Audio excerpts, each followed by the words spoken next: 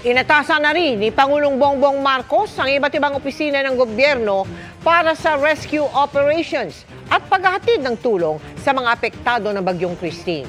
Inuutos na rin ng Pangulo ang pagpapakawala ng tubig sa mga dam para makabawas sa posibleng pagbaha. Nakatutok si Ivan Mayrina. Dahil sa ulang ibinuhos ng Bagyong Christine sa maghapon, nalubog ang maraming lugar sa Bicol Region, partikular sa Albay at Camarines Sur.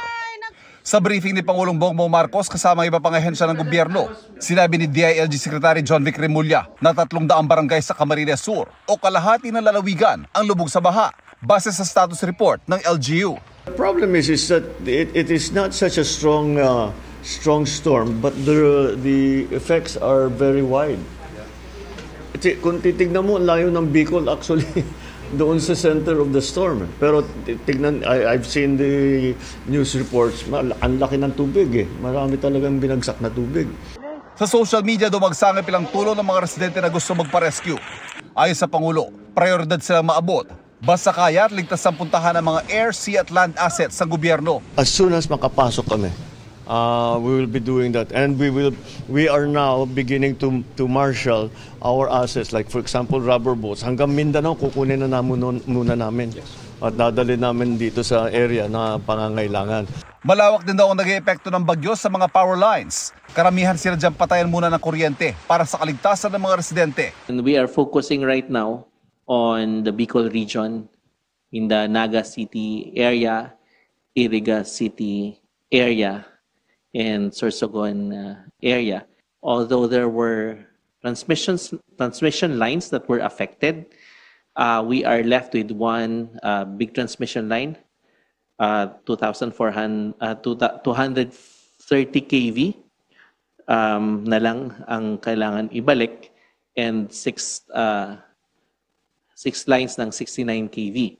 29 ECs are in partial power interruption and 6 ECs are in total power interruption. There are 970,814 affected consumer connections po. Sapat naman daw ang stockpile o imbak na food packs ng DSWD na maaga na raw na ipadala sa mga rehiyong daraanan ng bagyo. Sa mga lugar na mahirap abutin, gagamitin ang puwersa ng Armed Forces of the Philippines. Ang Department of National Defense naman nakipag-ugnayan na raw sa Singapore. Mariring humingi ng tulong sa mga kapitbahay sa ASEAN tulad ng Indonesia, Malaysia at Brunei para sa paghahatid ng tulong sa mga nasalanta.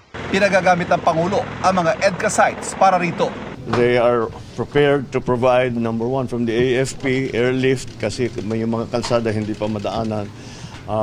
And number two, they are continuing with the AFP is also continuing to monitor the situation so that we will be able to activate the EDCA sites which were put there specifically for this purpose.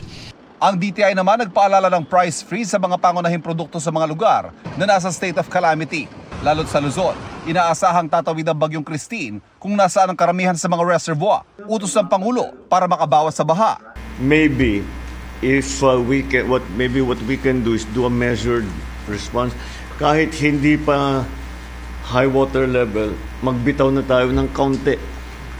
Pababain na natin na hindi apektado yung mga downstream communities. Magbitaw na tayo ng tubig para pagdating ng malakas na ulan, mababa na, hindi naman mababa, pero mas naibaba natin yung tubig.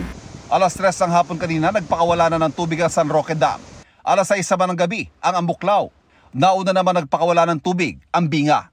Para sa GMA Integrated News, Ivan Mayrina, nakatutok, 24 oras.